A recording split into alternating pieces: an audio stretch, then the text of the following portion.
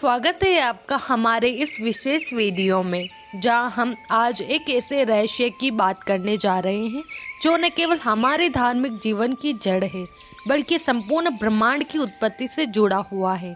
आपने ओम का उच्चारण तो अनगिनत बार सुना और किया होगा, कभी मंत्रों की शुरुआत में, कभी ध्यान के समय, तो कभी योग की साधना में।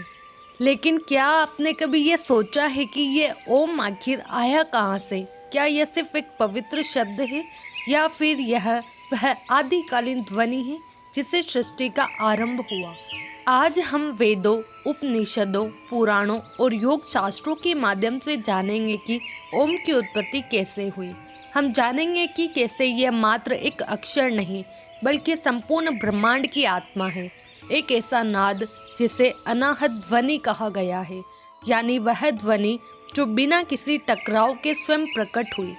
तो आइए इस दिव्य रहस्य की खोज में हमारे साथ जुड़िए और चलिए समय के उस पल में प्रवेश करते हैं जब कुछ भी नहीं था, केवल एक ध्वनि थी, ओम। ओम या ओमकार परमात्मा, ईश्वर, उस एक के मुख से निकलने वाला पहला शब्द है जिसने संसार की रचना में प्राण डाले। ओम की 3 मात्राएं हैं, अकार, उकार और मकार, जो प्रकृति के 3 गुणों को बताती है।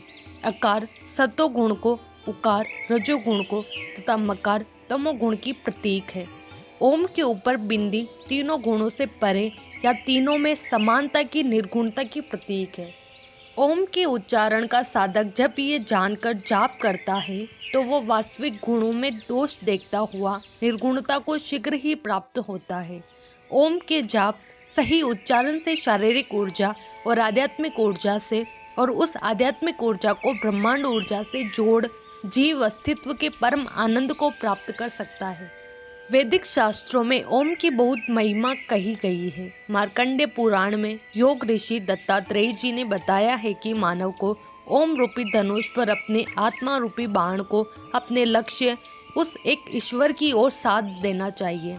ओम ब्रह्मांड में सदैव गुंजयमान रहता है और जीव भी सही अभ्यास से उसके उच्चारण द्वारा इस ब्रह्मांड की गूंज से जुड़ असीम आनंद की प्राप्ति कर सकता है। ईश्वर के साथ ओमकार का वाच्य वाचक भाव संबंध नित्य है, सांकेतिक नहीं। संकेत नित्य या स्वाभाविक संबंध को प्रकट करता है। सृष्टि के आदि में सर्वप्रथम ओमकार रूपी प्रणव का ही स्फुरण होता है। तदंतर 7 करोड़ मंत्रों का आविर्भाव होता है। इन मंत्रों के वाच्य आत्मा के देवता रूप में प्रसिद्ध है। ये देवता माया के ऊपर विद्यमान रहकर माइक सृष्टि का नियंत्रण करते हैं। इनमें से आधे शुद्ध माया जगत में कार्य करते हैं और शेष आधे अशुद्ध या मलिन माइक जगत में हैं। इस शब्द को ब्रह्मांड का सार माना जाता है। ओम की उपासना ब्रह्म की प्राप्ति के लिए सबसे महत्वपूर्ण और प्रभावशाली साधन मानी गई है। मंडूकोपनिषद में ओम को धनुष, आत्मा को बाण और ब्रह्म को लक्ष्य कहा गया है, और इसे प्राप्त करने के लिए साधक को एकाग्र और सावधानी से अभ्यास करना चाहिए। कठोपनिषद में ओम को मंथन करने से दिव्य ज्ञान की प्राप्ति का वर्णन किया गया है। श्रीमद् भगवद गीता में ओम को एकाक्षर ब्रह्म कहा गया है और मांडुक्योपनिषद में त्रिकाल और परब्रह्म का प्रतीक माना गया है। ओम को अक्षर और मात्रा के रूप में देखा गया है और चौथा पाद वह अवस्था है जहाँ कोई भेदभाव नहीं होता।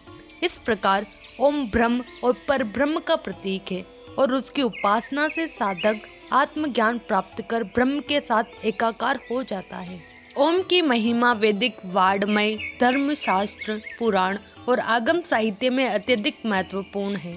यह न केवल हिंदू धर्म बल्कि बौद्ध और जैन धर्म में भी उल्लेखित है। ओम के तत्वों अ, उ, म, बिंदु, अर्धचंद्र, नाद, शक्ति आदि का विश्लेषण शास्त्रों में किया गया है। अ, उ, म क्रमशः ब्रह्मा, विष्णु और रुद्र के प्रतीक है, जबकि बिंदु तूर्य अवस्था का संकेत है। नाद ब्रह्म से उत्पन्न दिव्य ध्वनि है जो साधक को ब्रह्म से जोड़ती है। ओमकार के विभिन्न उच्चारण जैसे दीर्घ, ध्यान और एकाग्रता की अवस्थाओं को दर्शाते हैं। मांडुक्योपनिषद में इसे अमात्र भूमि तक पहुँचने का मार्ग बताया गया है। इस प्रकार ओम हर शास्त्र में अत्यधिक पवित्र और शक्तिशाली माना जाता है। ओमकार साधना में बिंदु का महत्वपूर्ण स्थान है, जो मन का रूप माना जाता है। ओमकार के विभिन्न स्तरों को समझते हुए यह स्पष्ट होता है कि जैसे जैसे साधना गहरी होती है, मन सूक्ष्म होता जाता है। मात्र भूमि में मन, काल, देवता और प्रपंच का लोप हो जाता है और केवल स्वयं प्रकाश ब्रह्म ही प्रकाशमान रहता है। यह उन्मनी अवस्था है जब ब्रह्म का ही प्रकाश रहता है। स्वच्छंद तंत्र के अनुसार ओमकार साधना में 3 मुख्य चरण होते हैं। यह स्थूल और कारण जगत का प्रतीक है, जो ब्रह्म के सृष्टिकर्ता रूप में है। उ, यह सूक्ष्म और मध्यवर्ती अवस्थाओं का प्रतीक है। म, यह संहार का प्रतीक है और अनुस्वार गति के रूप में ओमकार के अंतिम चरण की ओर अग्रसर होती है। ओमकार साधना में प्रत्येक अक्षर का उच्चारण और उसका त्याग साधक को ब्रह्म के साक्षात्कार की ओर अग्रसर करता है। ब्रह्मा का वाचक, हृदय में उच्चारण से ब्रह्म ग्रंथि का छेदन होता है, जो रचनात्मक शक्ति का परित्याग है। उ, विष्णु का वाचक, कंठ में उच्चारण से विष्णु ग्रंथि का छेदन होता है, जो स्थिर और गतिशील तत्वों का परित्याग है।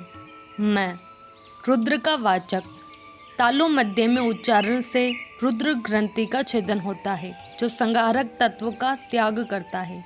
इसके बाद ईश्वर रूप और नाद की अवस्था आती है, जिसमें वाच्य और वाचक का भेद मिट जाता है और ब्रह्मा का साक्षात्कार होता है। समना भूमि में केवल शक्ति का अनुभव होता है, फिर मनन से परम आत्म स्वरूप की झलक मिलती है और अंततः उन्मना शक्ति से ब्रह्म के साथ एकात्मा प्राप्त होती है। इस प्रक्रिया के बाद साधक ब्रह्म के साथ निरंतर एकाकार हो जाता है।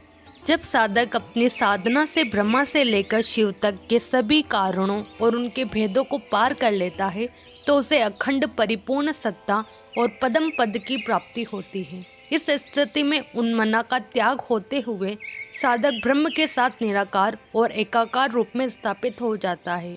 यह अद्वैतवाद को सत्यापित करता है, जहाँ परमात्मा और जीवात्मा के बीच कोई भेद नहीं रहता। ओम एक अत्यंत पवित्र, शक्तिशाली और गूढ़ ध्वनि है, जिसे प्रणव भी कहा गया है। यह केवल एक शब्द नहीं, बल्कि संपूर्ण ब्रह्मांड का मूल नाद है, जो सृष्टि के आरंभ से ही गुंजमान है। ओम 3 अक्षरों अ, उ और मैं से मिलकर बना है। अ का अर्थ है उत्पत्ति, उ का तात्पर्य है विकास और मैं का आश्रय है विलीन होना या मौन। इस प्रकार ओम संपूर्ण सृष्टि की यात्रा, जन्म, विकास और लय का प्रतीक बनता है। वैदिक परंपरा के अनुसार ओम ही वह अक्षर है जिसका कभी क्षरण नहीं होता, अर्थात यह अविनाशी है। ओम को ब्रह्मा का वाचक माना गया है। उस परमेश्वर का प्रतिनिधि स्वरूप प्रणव यानी ओम है। यह केवल एक ध्वनि नहीं, अपितु एक अनुभूति है, जो हमारे शरीर और आत्मा में कंपन उत्पन्न करती है। माना गया है कि प्रत्येक मंत्र के पहले यदि ओम जोड़ दिया जाए, तो वह मंत्र पूर्णतः शुद्ध और प्रभावशाली बन जाता है। इसलिए हम सुनते हैं ओम नमः शिवाय। यही कारण है कि ओम से रहित कोई भी मंत्र फलदायी नहीं होता।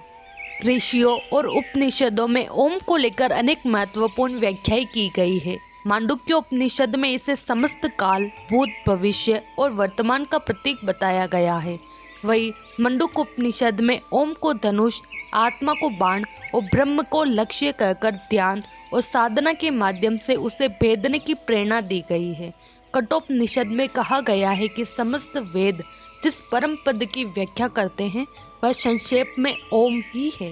गोपद ब्राह्मण, छंदोग्योपनिषद, तैत्तिरीय उपनिषद जैसे ग्रंथों में ओम को परम सत्य, ब्रह्म, उपासना का साधन और कर्मों के फल को सिद्ध करने वाला बताया गया है।